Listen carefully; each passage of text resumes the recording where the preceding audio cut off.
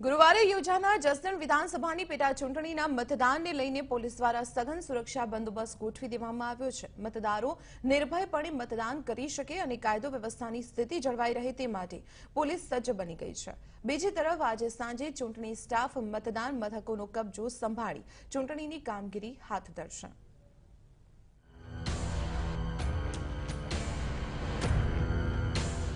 જસદણની ચૂંટણીમાં 1100 જવાનોનું અભેદ્ય સુરક્ષા કવચ, અર્ધલશ્કરી દળની 6 કંપની કરાઈ તહેનાત, ઝોનલ મેજિસ્ટ્રેટની 27 ટીમ બનાવવામાં આવી, 4 ક્વિક રિસ્પોન્સ ટીમનું ગઠન કરવામાં આવ્યું।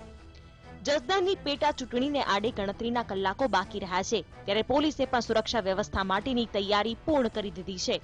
મતદારો નિર્ભયપણે મતદાન કરી શકે તે માટે જિલ્લા પોલીસ તંત્ર દ્વારા ચુસ્ત બંદોબસ્તનું આયોજન ઘડી કાઢવામાં આવ્યું છે।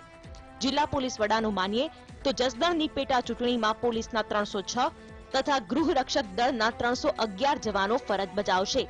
જસદણના 2,32,116 જેટલા મતદારો મતદાન કરવાના છે ત્યારે તેના માટે 159 સ્થળે 262 બૂથ ઉભા કરાયા છે।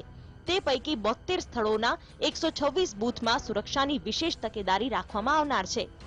અત્યાર સુધીમાં જસદણ તાલુકામાં 3 ચેકપોસ્ટ ઊભી કરવામાં આવી છે જ્યારે 3 flying squad, 3 static surveillance team કાર્યરત છે।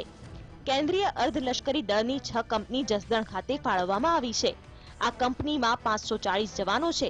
આ કંપનીનું જસદણમાં આગમન થઈ ચૂક્યું છે। આ કંપની જસદણ ઉપરાંત ગામડાઓમાં ફ્લેગ માર્ચ કરી રહી છે।